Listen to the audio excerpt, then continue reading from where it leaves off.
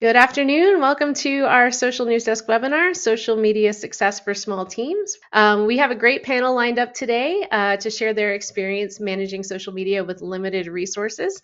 And if you have questions today, please drop those in the questions box. It has a little question mark on it as we go through, and we will answer those at the end. And before we get started, just a little bit about us. Social News Desk is the only social media management software that's purpose-built for critical communicators. We were founded in 2010. We're celebrating our 15th birthday this year. And since then, we've proudly supported America's largest news companies, cities, government agencies, school districts, universities, and businesses who require powerful, always-on social media tools. Social News Desk helps organizations save time with a one-stop shop for social media publishing, take control of their entire social footprint in a single, easy-to-use dashboard, stay informed and engaged with the community around them with social listening tools, demonstrate value to stakeholders with powerful reporting, and gain peace of mind with our always ready human support team. And just a little bit about me. I'm Sarah Lloyd. I'll be your moderator today. I'm the head of product success and evangelism here at Social News Desk. I've been with the team for 10 years now, and prior to joining SND, I actually managed social media and worked in several newsrooms. I was a Social News Desk customer before I joined the team, so longtime fan, longtime part of the team here. It's a thrill to work here. And feel free to connect with me there on LinkedIn. And now let's introduce your panelists. We'll start with Brooke. All right. Hi, everyone. My name is Brooke Roshong. I am a communications and marketing supervisor for North Ridgeville City Schools. We're about 25 miles kind of southwest of Cleveland in Ohio. Our school district has 5 buildings, pre-K through 12. We have about 4,800 students, about 37,000 citizens in our city. I am a team of one person. It is just me for our district. I have 4 main social media platforms that I use: Facebook, Instagram, X, and YouTube. I'm grateful that I only have one account on each platform. A lot of districts have different accounts for each building. We only do one account overall. So that's awesome. I do a lot of social media, obviously, videos, photos, press releases, event planning, website, all communication for district and staff, and community members. So it gets to be a lot, but I love it. So Yep, you sound like a busy lady. yes, very And much so. Erin, can you go ahead and tell us a little bit about yourself too? Sure. My name is Erin Mudie. I'm the Director of Marketing and Communications for the City of Princeton in Texas. We are about 43,000 people, and we've double plus our population, grown that much since the last census. So we're very busy. We're the third fastest growing city in the United States, and we have a team of 2, myself, and then I've got a specialist that lives in Social News Desk basically. So we run Facebook, Instagram, X, Nextdoor, everything, and then we handle the website, and all communication, internal and external, goes through our department. It's a lot, but it's a lot of fun too. Awesome. Yeah, and thanks for being here. Next up, we'll hear from Jessica. Hey, I am the Media and Community Relations Specialist in Lee County, Alabama for the Lee County Sheriff's Office.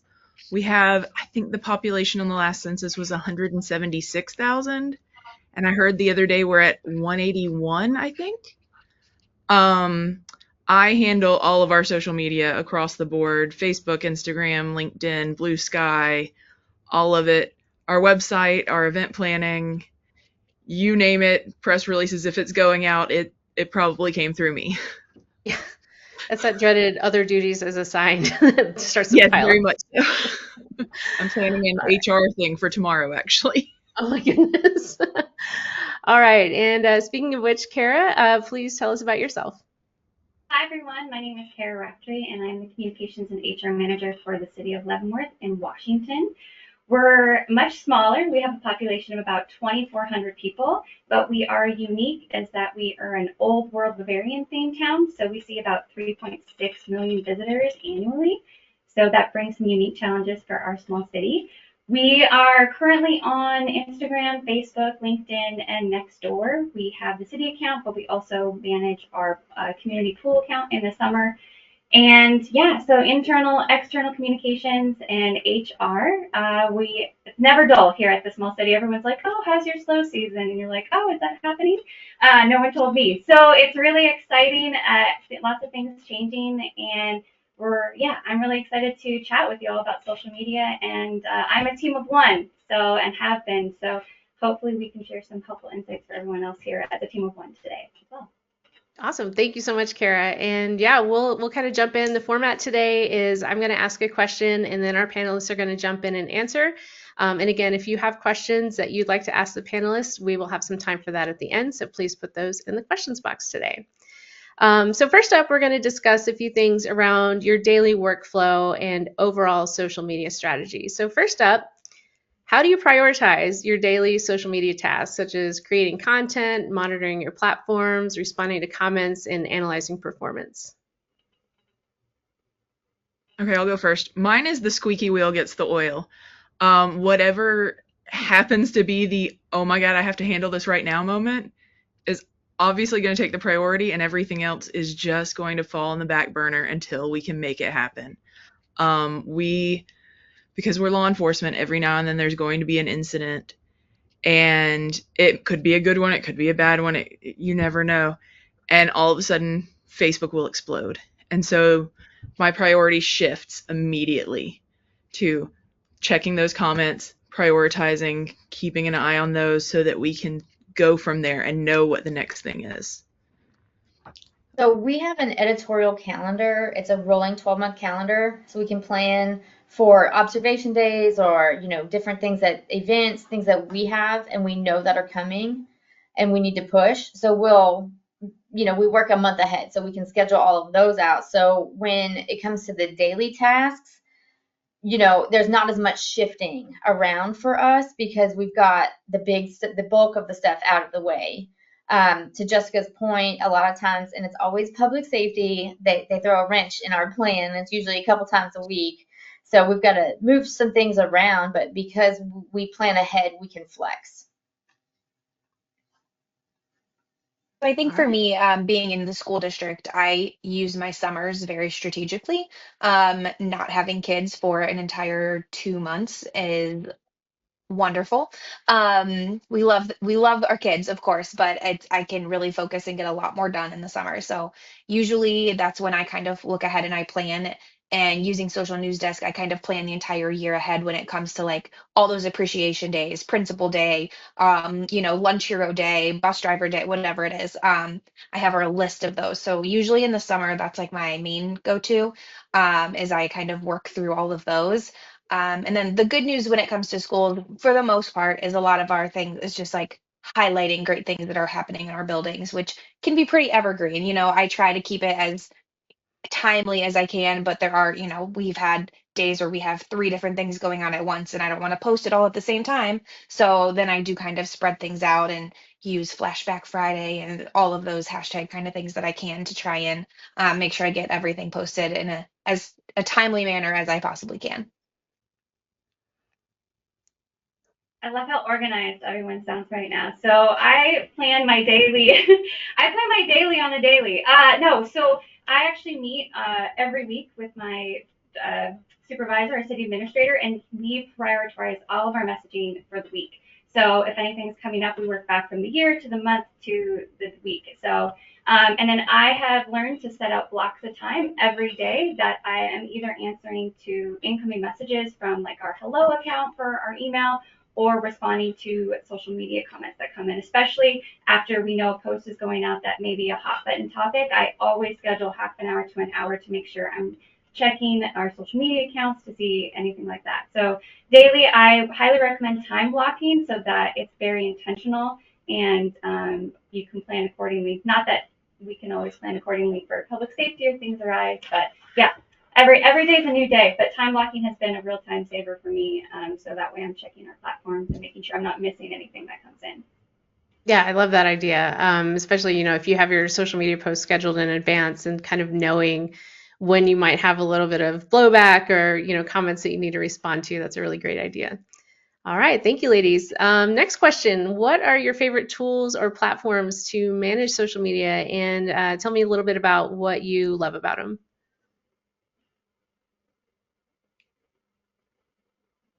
Okay, I'll go first again. Oh, wait, no, you go, Jessica, you go. You're brave. Let's say the obvious. It's Social News Desk. I mean, since we started using Social News Desk, it's made my life a million times easier because instead of having to go to every single individual platform, and that was just not possible. Like LinkedIn, we weren't even on. We had an account or a page, but I couldn't do it. So once we switched to Social News Desk, it made it so much easier because I can go to one spot and just handle it and schedule it in advance. Because now with Facebook's whole 29 days in advance, nonsense. I've already got our holiday stuff scheduled for the entire year. Like, it's handled. It's off my plate. I love it. It makes it so much easier. I agree. Again, we use our editorial calendar, so we work a month ahead. We can plan our content out. I think I've said before, it's like set it and forget it, kind of, in the sense that, like, okay, it's already taken care of. I love that I can, like, log in and double check and make sure, okay, we've got this post going out. And it's given us a peace of mind that allows us to do more, honestly, because we just take that time block. Like Kara said, we take a block and, like, okay, this is what we're doing for these 2 days. We're going to put everything in Social News Desk and go. I also like the fact that SND allows us to schedule comments, and if we have an event, it frees us up at the event to focus on what we got to do there and know that we've already scheduled comments for something, like, hey, check out the band, or don't forget this. It's all already ready to go. I think that's my favorite part of Social News Desk is being able to comment and respond to messages from within the platform. As a school district, I get tons of messages from Facebook daily. Do we have school today? Because kids in the winter never want to come to school. So it's really nice to just be able to go there and reply to all of them quickly. And then same with Instagram, get a lot of things from kids there too. So I enjoy that I don't have to keep logging into different places and can open up one dashboard and do everything there. And it's been a real time saver for me. Yeah, All right, Social News Desk is great. Yeah. Well, thank you guys. You're making me blush. I really appreciate you guys saying that. I'm glad to hear that Social News Desk is helping you guys out. So let's go ahead and shift about actually creating content and building engagement. So if you ladies don't mind sharing, what types of content resonate most with your community? This might be posts with graphics, videos, live updates, or even things like public safety alerts. I'll go first this time, Jessica. So obviously for us, I can tell you graphics and video go a long way. Prior to my arrival, we really did not have a lot of video that was going out, and we've been more intentional about trying to highlight our departments and even make these little how-to videos, and people love that and they love to share it. For us, we did branded graphics. This in 2024, we started. Every graphic had our logo on it to continue to make it recognizable. So if there's a traffic alert, it looks the same every time. So that allows us to grow and allows our residents to recognize us as the source of information for the city. So that's been big. And then also we have fun. So fun reels and other things like that. We get a lot of shares and interaction with that as well. Yeah, Erin, you were telling me earlier you guys had a reel that went crazy viral. Yes, on Instagram, it was about our fire department's PSA about frying turkeys, and right now it has more than 7.6 million views. That's So, awesome. yes, Everyone get out your turkey fryers. It's been fun, yeah. Or don't get out your turkey fryers, as the case may Don't. be. Our fire department says don't do it. Yeah. I think what's interesting with us is that it's not video. Video has not done very well for us at all.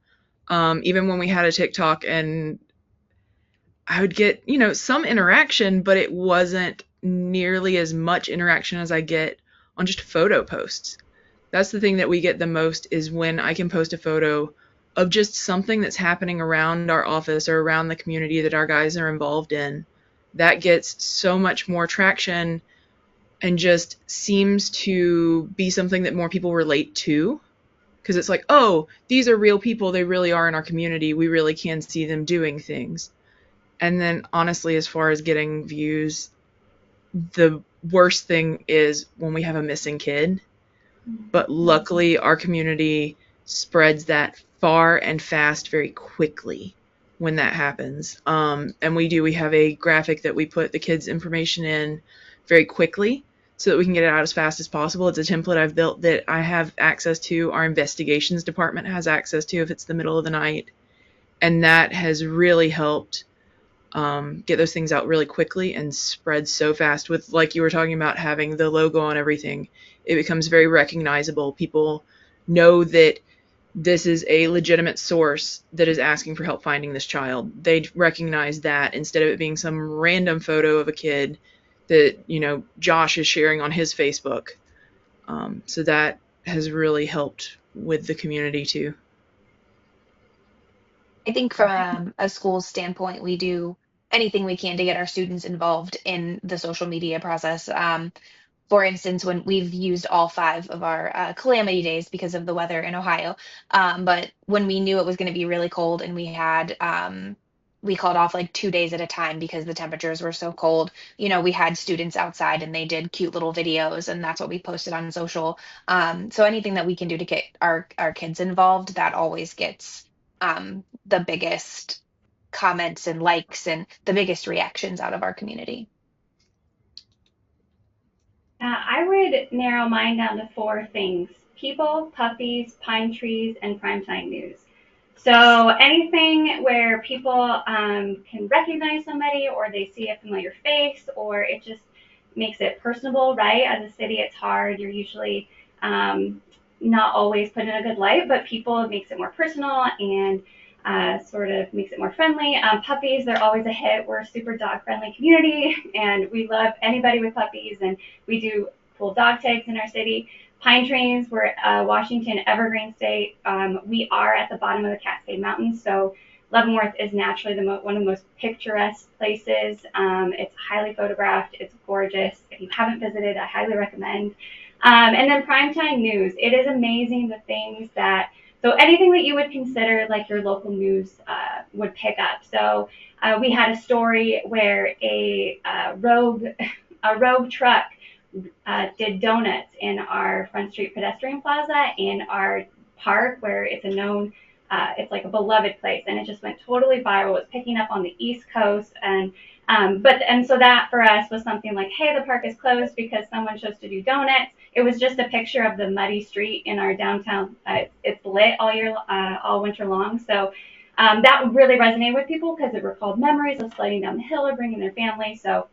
And people were sharing it, and we're like, oh, we'll catch this guy. And we did catch this guy. So it was really cool to kind of see that, that community band together, and the park is repaired, which is wonderful. So, but anything, if you can hit those 4 topics, I feel like that really resonates with people, and we'll get a much higher engagement. Sometimes not always positive engagement, but engagement nonetheless. Yeah, I feel like that kind of resonates with my experience in a newsroom as well, especially the puppies. People love puppies. I feel like in general, the holidays are they skyrocket our views because people do. They love the nostalgia. They love the puppies. They love the warmth and if you ever decide you want to start Elf on the Shelf for your community, send me a message. That gets our highest traction of the entire year. Every post probably gets higher than the rest of the year. That's amazing. That's the gift that keeps on giving. Yes, it is, especially when people start asking about it in March. You'll have to do a leprechaun on the shelf for March. So moving on, how do you guys create high quality visuals or videos when you have limited resources? Are there any tools that you guys use? I know Jessica and Erin, you guys mentioned Canva. You can talk a little bit more about Canva or any other tools that you guys use to kind of make your job a little bit easier when you're actually creating those medias. We use Canva a lot. Yeah, Canva and Adobe Suite for some things, but because it's so portable, we can do stuff on the fly if we need to, right? I can make a graphic from my phone if I have to, like that, just real quick. As far as videos, we shoot our video with our iPhones. It's just a better quality for us, especially for Instagram. And a lot of people are surprised when we don't have that old big over the shoulder camera. And I'm like, no, wait, I just got my iPhone. Like, we can just shoot this probably in one take, you know? But yeah, that's how we do it. I have this handy dandy Canon, and the great thing is it has an iPhone app, so I can take the photos on it and directly send them to my iPhone and either post or edit or whatever I need to from there. I don't use it for video because, like you were saying, the iPhone video is fantastic. It generally tends to have better quality in the end than this does by the time I get done piecing things together. But I like that I can zoom in very far away and catch our guys not getting all when they get in front of the camera from a distance, and that really does help because they end up being very candid, and I get the photos of them like being silly with the children and things like that from a distance, and then pull it into Photoshop, crop, double check that you don't have anything weird going on in the background, and blur it out manually if you have to. That's a big thing. Just pull it in and double check the backgrounds. And I use Adobe Photoshop for that, InDesign, Illustrator, whatever I need to for whatever product I'm working on. But Canva is super convenient, and it's quick, and I can set templates for other people around the building to do whatever they might need to do as well. Awesome. Yeah, full disclosure, I am also a big Canva fan. This is a Canva presentation, as a matter of fact. So yeah, I am a big Canva cheerleader as well.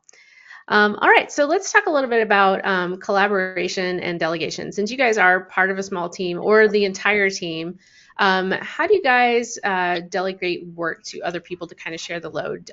Do you do any collaborations with other departments or agencies, community partners, maybe parents or volunteers?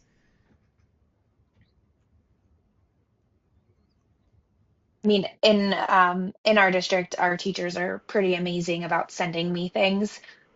With 5 different buildings, it's not likely I get into every building every week, although I would love to.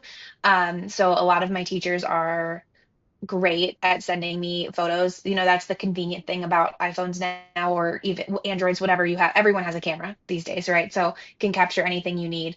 And then on my end, I did create like a how-to kind of guide to take good photos to try and make my job easier on the other side.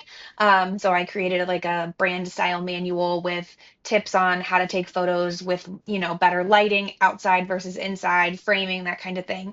And that definitely has helped too. I'm getting better quality photos back. So that's definitely helpful.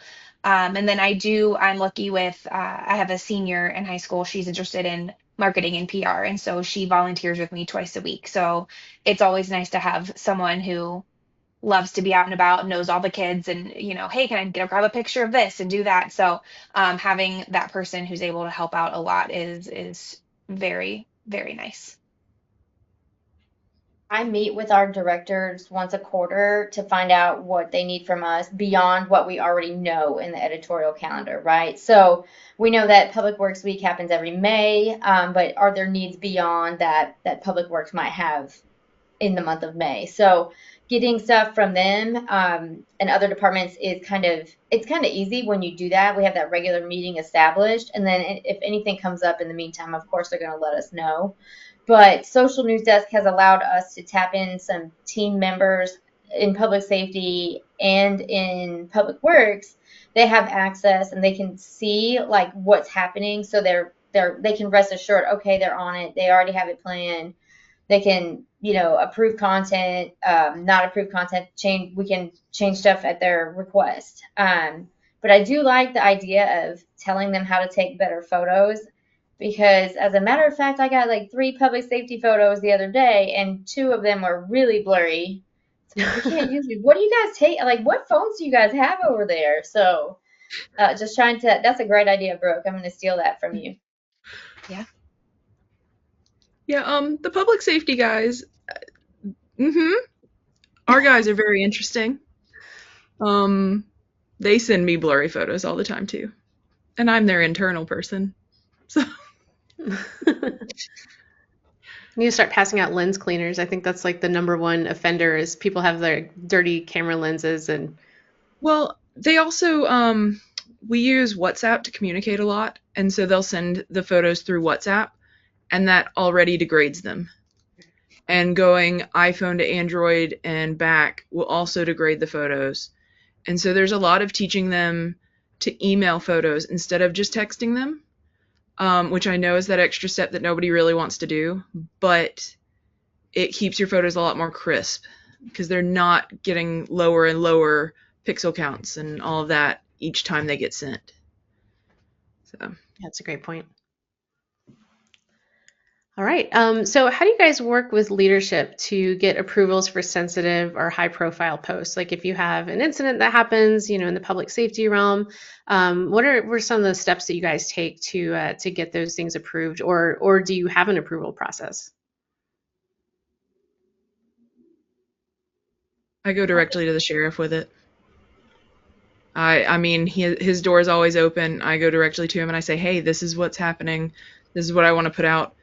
Are you okay with this? Is there something you want to change to it? Do you want to add a comment to it? And he goes from there of a yes, a no, let's change this. I get it done, and then we pop it out. Very streamlined, very immediate. Because especially when it's something high profile, it usually is something that is happening, that needs an immediate response, that isn't like we can think about this, let's come back to it. A lot of times I'll get the message already crafted from the police admin. I will look at it to make sure it meets like our style standards, are how we format things, and it's free of grammatical errors. And then I'll post it whenever they're good with it. But yeah, she's really an awesome resource for us too. She's right there next to the chief's office. So when something's happening, he's dictating to her how it needs to be written. She sends it our way, and then we let it go. We have developed, we're in a fire country, so that's a big issue for us. We're also in bear country, so we've worked with, and we're a small city, so we don't actually manage wildland fires, and we don't manage wildlife either. So what we've done is we've worked with a lot of our partners and state agencies, county, local agencies, and we've created basically templated information that's already prepped and ready to go with some standard verbiage, so that if a wildland fire hits, we can post something and it's already been pre-approved. Same if there's a bear encounter in a public space, we can just get that information up and it's already been vetted by all the right people, and which makes my job easier, right? Because if something happens and you're trying to get all the details and get the right language, it's really challenging. So we worked really hard to sort of build a bracket for information for different scenarios, to help us be able to push out the information faster, so everyone can stay informed, but we're getting it out in a timely manner. So that's been really helpful. As a small city who doesn't actually do a lot of the work, but we do the work ahead of time, so we're ready to go if and when it occurs. So. Yeah, that's a great idea. And that actually kind of brings us into our next topic, which is crisis communication and time management. So when you are already stretched thin and you are already on a small team, how do you guys handle social media during emergencies or crises? We loop in our emergency management agency. I will loop in any local agency that can help. I mean, there's absolutely no shame in saying, hey, I need help. I'm in over my head. I need you to help me get back out of this. And I think that's the most important thing, is just to remember that even if you are your own PIO or whatever for your agency, there's other agencies around. There's other agencies within networks throughout the country that can help. And that's the biggest thing, is reach out, ask for help.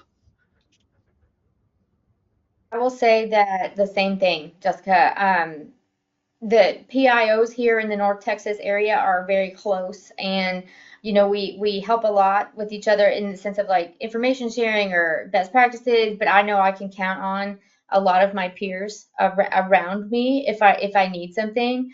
The other thing that I'm exceptionally thankful for is that when we do have an emergency, all of the director team, they clear my deck, right? In the sense of like, no, like, hey, comms is busy handling this situation, so they know that their needs are going to have to go on the back burner. And I've not always worked in that environment, but when we've had an officer involved shooting or something like that, all the other directors are like, okay, my stuff can wait. Will you handle what you need to do?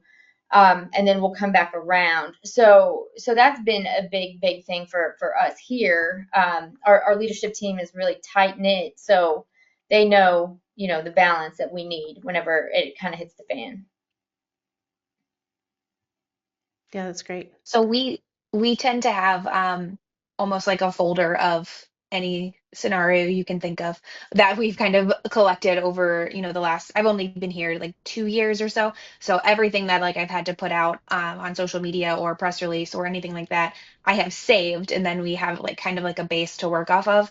And we tend to do that a lot, but I usually just go straight to my superintendent, and then our director of operations also has access to all our mass notification systems. So we really kind of tag team that kind of thing. We also have a crisis communication plan that dictates how we communicate internally. So it tells us, and anybody can pick it up and go, okay, make a social media post, check to your scheduled post. All of these things are in that plan. So it's kind of like a seamless operation, during that time of communication need. Yeah, and I would suggest if you don't have a mass communication system set up for your entity, I highly recommend it. It's something we're launching as our small city, and I love it because it can be different languages. I mean, we could talk about crisis communications on social media for a whole nother hour, but I think it's really helpful, and also how people get the message is like text, voicemail, email. And then the other thing we try to use for social media, we try not to have that be the source. We try to that be the direct source of where to get the information during a crisis. And usually that's in one place. Like I said, we're a small city, so we have a lot of partners, and our emergency management would be the place. So we would be able to share their information, but always be directing them to either sign up for alerts via whatever system, or to redirect them to where that information is going to be updated, versus relying on the algorithm of their social media to get their updates. Yep, that's really important to point out is, you always want to have kind of a backup to your backup, making sure that you have multiple ways to get in touch with people, especially during a crisis. So moving on, how do you guys avoid burnout while staying consistent and responsive with your social media? Or do you avoid burnout? I love this Honestly, question. Yeah, can I go first on this one? I love this yes, question. you should go It's my first favorite on that. question. Okay, so so as a team of one, I think there's a lot of pressure on ourselves to always be on 24/7. And I think it's really important for you to set expectations with yourself or your team or your leadership to be like, hey, we respond to social media inquiries between these times of the day, unless there's some, exponential reason, right? And so one of the things I do with my phone is I have an alert of when it goes on, or my do not disturb goes on or off. We also set parameters on our social media that like, hey, we don't monitor this page 24/7, right? If you want to get a hold of us, if it's an emergency, who's here to call? I cannot stress enough on, especially in the world of social media and being so instantaneous, of being able to unplug as an individual and being able to step away over the weekend if you have that flexibility, right? But providing resources if they need an immediate response, who to call, but knowing that I don't think as a social media manager that it's your responsibility to be there 24/7 for everything, but setting those expectations on your platforms of how and when we get a hold of people or what we do or don't respond to. It's been really helpful, but the do not disturb on my cell phone has been so amazing, because otherwise you're just going to get pinged all day, all night, all your alerts on all the platforms. So I love that. I love being able to just unplug and step away so you can come back ready for whatever social media has for you the next day. Oh, Jessica, Honestly, are you I, nodding? I'm I definitely agree, the Kara. millennial. Kara, what you said is so important. And what I've learned is the majority of people that comment or, whatever on our social media, they are realistic in the fact that like, hey, we have office hours, right? Obviously, if it's an emergency, we're going to do what we need to do. But I would say the majority does not expect an answer at 2 o'clock in the morning. Okay. Not that I'm not up, but I'm not going to answer you at 2 o'clock in the morning, right? So I think also too that has really helped our small team is when you're off, right? So if my teammate is off, she's off. I can handle it. I can handle everything, and I respect her time. Same thing for me. Like if I'm out of the office, I'm out of the office, right? And it's kind of a luxury. And I mean, sometimes you got to jump back in, but for the most part, when we are off, we are off because we tag team, right? She can do everything I can do. I can do everything that she can do. So we're confident in our backups. The other thing too is I will say get your time back, and it's never going to be hour for hour, right? Like you're never going to always get back what time that you had to work over, but when you can flex your time and your supervisor's okay with that, take that time, take that hour, whatever you need to do for yourself. I'm lucky that we have that kind of leadership here. We had a very late meeting on Monday. He said, "Hey, get your time back. Try to leave early, tomorrow, or take a whole day off. If you don't have to work, just take the day off." And I've not always been willing to do that, but the older I get, honestly, the more I need to do that. I will say, sorry, I actually got an email I had to respond to. Speaking of, but I will say I am definitely the epitome of a millennial in the fact that my phone has been on silent since like 2012. And I've pretty much set the expectation that if I am focused on something, I will not be answering your phone call. I will not be, unless there's we're hosting an event, so they're asking questions about the event right now. But that's the thing is I've set the expectation of I'm not responding immediately unless it's an actual emergency. Like if there is a missing child, I will respond immediately. If it is a question about a t-shirt they want for some event we're hosting in 3 months, I'm not getting back to you until tomorrow, possibly. I mean, it is what it is. But the thing that I've discovered over time, for me personally, avoiding burnout isn't realistic. It's more combating it when it happens. So I do a lot of when you have those moments where you're up here energy-wise, you're doing great, you've got that creativity going through you, knock out every single thing you can for the future right then. I don't care if it's 6 months from now, knock it out. Because then whenever you do, my little thumbs up bubble, because then whenever you do get to that point where you are just completely burnt out, you cannot focus, you cannot do anything, you've sort of built yourself a bubble to be able to just sort of decompress, do the bare minimum that is necessary to get you through that day. Because, like I said, it happens. And you just got to be prepared. Prepare as much as you can. Because then even when you're burning out, it stays consistent messaging. Nobody notices on the external side. And you can kind of buy yourself some grace. So it's like, avoid not so much, but how to fix it once you're there. I got you. To prepare for burnout. Prepare. I've been there before and it sucks. But if you prepare in advance, it's a lot easier to get yourself through it. And again, with the ask people for help when you get to that point of like, hey, I cannot possibly respond to one more troll comment. Please, can somebody just handle this? All right, those are some great tips. Working ahead when you have the energy, I think that's really, really helpful. So we're going to shift gears a little bit and talk about kind of, how you guys stay energized and inspired, when you're putting all of your best ideas out there. How do you come up with new ideas? So where do you guys go for inspiration or best practices for social media? Conferences. Conferences? What are your favorite conferences to go to? GSM Con probably. It honestly feels like adult summer camp. It's great for networking. And 3CMA is just fantastic.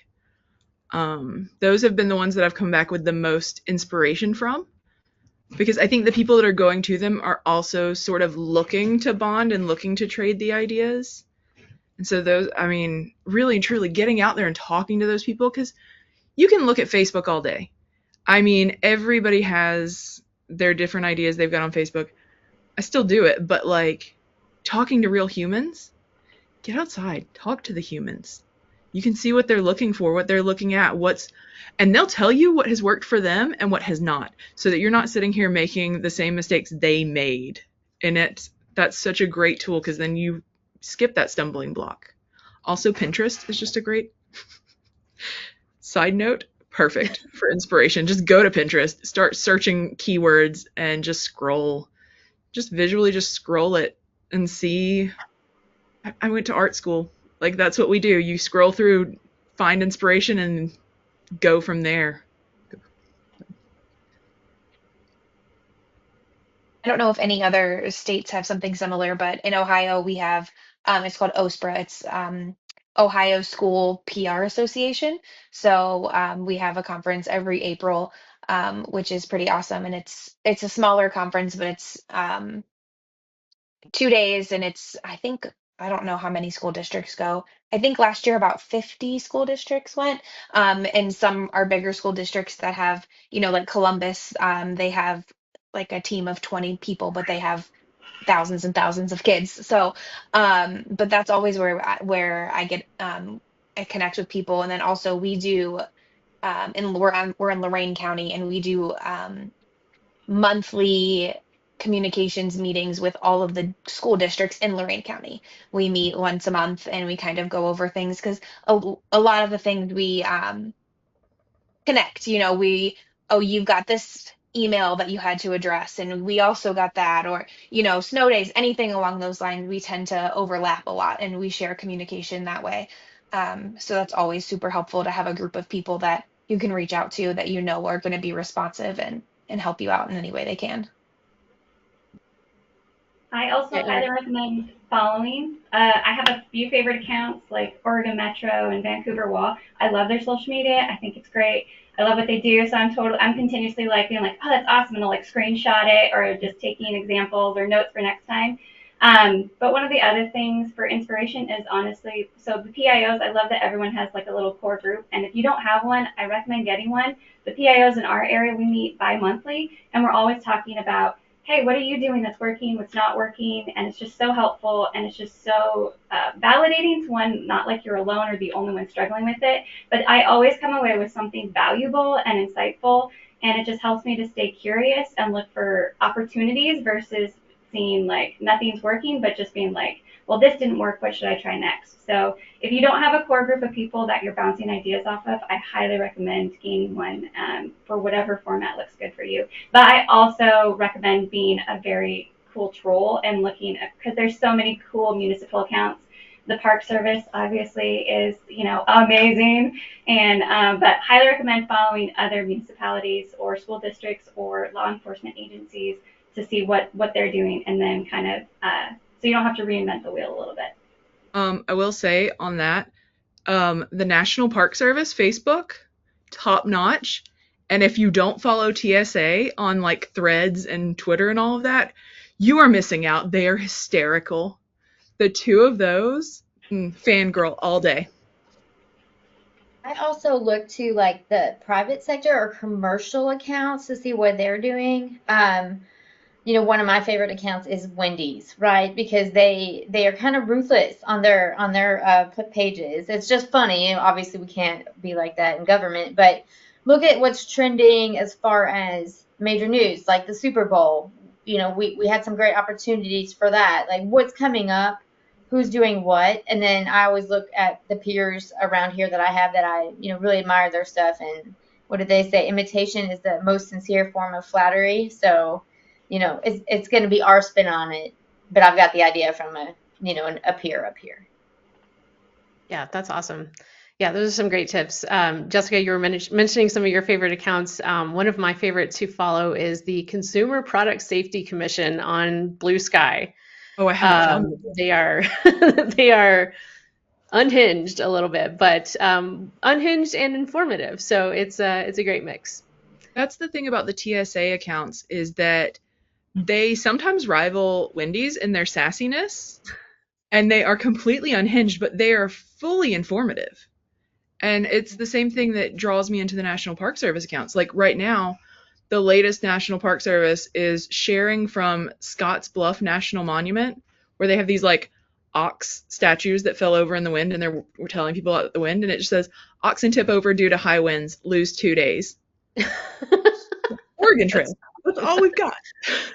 That's great. It's That's so great. informative. It's there. Told you, I For can our bang 20-somethings on the call, this is Oregon Trail. This is a video game from the 80s and 90s. So, if you're young, look it up. It's on Wikipedia. All right.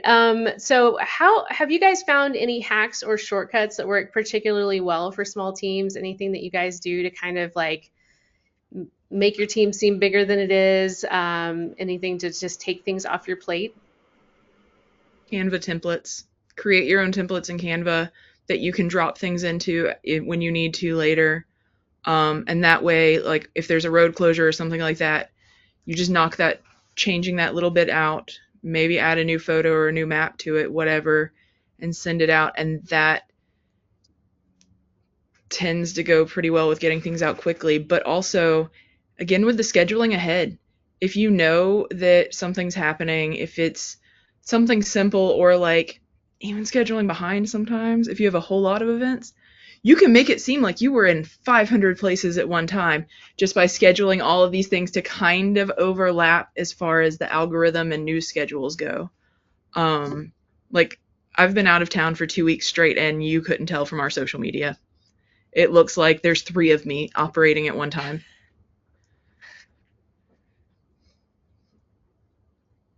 Yeah, that keeping that editorial calendar. I like having everything in one place. So on that calendar, I've got my calendar tab. I have canned messages for seasonal things like, watering or bulk trash reminders. I've got I copy and paste it.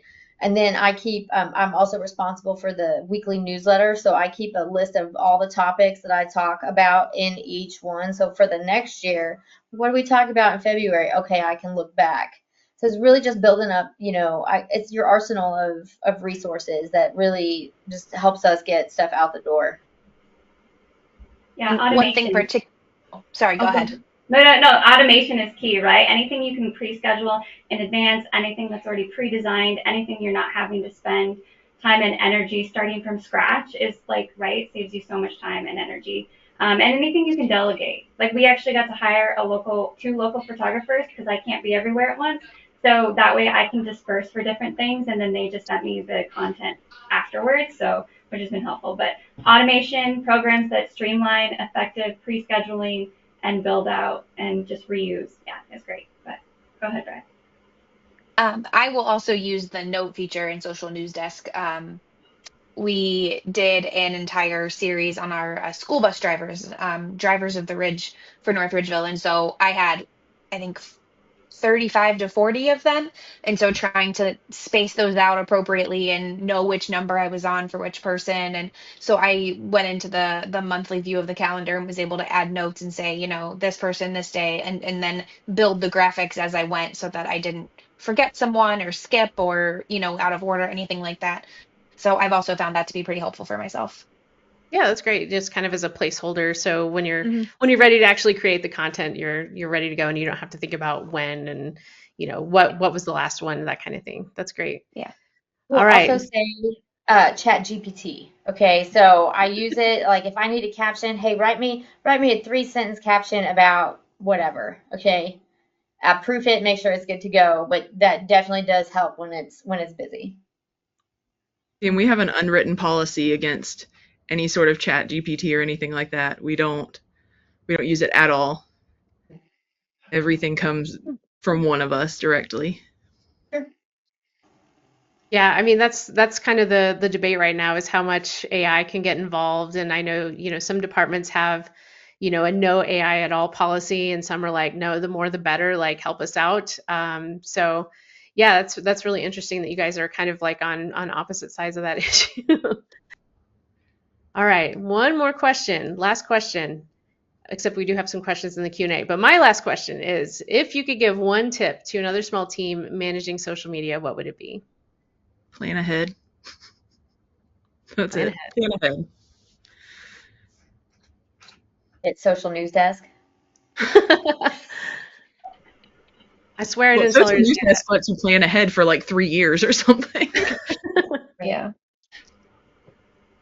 And don't be afraid to ask for help. Don't be afraid to reach out to people and say, hey, I can't be at this event. Can you please take a few pictures for me? I've really had to do that. We have so many sports and athletic events, and oh, this is senior night, this is whiteout night. Like I can't be everywhere. So really relying on my staff is a huge help. That's great. I would say connect, right? I know that's like a really broad term, but honestly, like attending sessions like this, getting ideas, meeting other people that are doing what you're doing, connecting, and not only that, but also setting realistic expectations for yourself. I think we'd all love to be like, oh yeah, our social media is like off the hook, but maybe that's not realistic, right? I'm not going to be as funny as Park Service or our DOT, but if I can provide consistent, relevant, informative information that is beneficial to our community, our residents, our visitors, that's a huge win for us. And just to be there and just also just feel like we're connecting with them, even though we don't get to see them all the time, I think that's huge. And just providing another platform for them to feel engaged or heard or just feel like they are more than just a city government. I think that's really cool. But yeah, connecting, conferences, tutorials, all the things. I think that's really important. But also just knowing that you are one person and it's going to be okay if you don't get to all the social media posts or if you don't respond to every comment. I only respond to questions. I don't actually respond to every single comment because that's not realistic. I'd love to, and I love our comments, but it's just that's not feasible for a small team. So just know having realistic goals that you can feel like you're winning always feels good too. Yeah, that's great. Awesome. Well, thank you guys so much. We do have a few questions. I know we're coming up on our hour, so we're going to try to get through some of those. So the first question I have is, do you guys feel that scheduling content so far in advance can ever be problematic? How do you manage things when there's like an active incident that should take precedence, but you have scheduled content maybe that goes out that doesn't pertain to the incident? That needs to be one of your your communications issues for your crisis. Like put that on your crisis plan to double check. I'm not even gonna lie, make it number one. I mean, the last thing you want is for there to be like a wildfire and you're over here talking about swimming pools and safety on those. Like check that number one anytime there's a crisis, make that part of the plan. I agree. It's something that I've had to learn from. I had an incident and then we had some scheduled content that kind of wasn't great around that incident. So in my updated plan, I went ahead and put that number one, like immediately look at what content is scheduled. Yeah, that's a great point. All right, next question. Is anyone creating unique content for each platform? We've seen different audiences on each platform, so content needs to be customized. However, we struggle with a small team. Do you have any tips? We have to do that. Yeah, it's awful. I don't have a fix yet, but we do. But what we try to do is on Facebook, we try to do more graphics or words, but at Instagram, we just use photos. So what I'll do is I'll use the same photo for Instagram and then just build on top of that for Facebook, and I'll just resize it to whatever I need to in Canva. So it's still the same base, but then I'll just add a little bit more for Facebook. So that's how we do it. But we're not usually using separate. It's usually the same, just a different version of that same thing tweaked a little. I think it's important to know the demographic of who's using what platform. Nextdoor has a very unique demographic.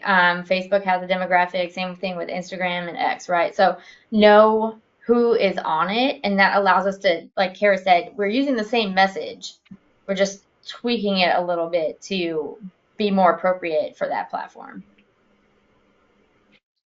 That makes sense. All right. All right, I see a question that I think is for me. Are you working with Nextdoor to integrate scheduling? So good news, we already have scheduling for Nextdoor inside Social News Desk. So if you are publishing to Nextdoor, you can already do that through SND. And I know right now it's available for agency pages, which includes school districts and government and law enforcement agencies. All right, one more question. Where do you source your media from? Do you shoot it yourself or hire out or use stock? I shoot it myself, or we use Canva graphics if we need to fill something in. But especially if you're using like a person in a photo, taking it is always going to be better than using stock. Stock photos have a look, And God, if you use AI generated photos, double check that they have the correct number of fingers. But I shoot what I can. Someone will let you know. Oh, they will let you know immediately. And you will end up on some sort of viral page, not in the best way. Just double check the finger count. But yeah, anytime it's a photo of a person, we try to use just stuff that we created. If it's like a generic photo, I just need a background image of like blue lights in front of a black background, there's a stock photo for that. And Canva has thousands of stock photos. We do all of the I think a above. lot of it depends too. Oh, Sorry, go ahead. No, you go. I was just gonna say it really depends too on what your schedule allows. Like I am a team of one like most of us, but being able to go out and shoot something or take pictures at an event gets me away from my desk for 25 minutes to a half hour. So I'm like, I'll go do that. So it really just depends on the day and what's on my agenda. But I do try to get out and shoot some of the stuff myself. But it just really depends on what is planned that day. Yeah, we're really lucky. Our local chamber is super, we collab on a ton of different things. So they'll frequently share all of their photos with me or get me like a select to their media, which is really awesome. And we also created a partnership with a bunch of local photographers. Like I said, we're really picturesque. So we've even I'll just reach out to them and like, hey, this was an amazing photo you took of the canyon. Do you mind if I take it? And they'll be like, oh yeah, let me get you the high res. And they'll send it to me and then we just tag them and just give them that photo cred. But that saves me a lot of time of having to go take, especially drone photos. The drone photos are incredible, but we don't have a drone. So we're able to rely on their expertise and also give them a little shout out, which is great. And but yeah, we do all of the above. We try to refrain from AI created images because I don't feel like that platform's totally foolproof yet. Yeah, stock photos, we try to also stray from stock photos, but it happens sometimes. So just have to use what you can with the best that you've got at your disposal. All right, awesome. Well, thank you, ladies, so much for your time. I know you guys are super busy, especially as a small team. So I'm so grateful for your time today, and thank you to our audience today for your time and attention. If you would like to learn more about Social News Desk or want to give it a try for yourself, you can head to socialnewsdesk.com/demo or shoot us an email at info@socialnewsdesk.com. All right, we're going to wrap it up there. Thank you all so much. Y'all have a great rest of your day.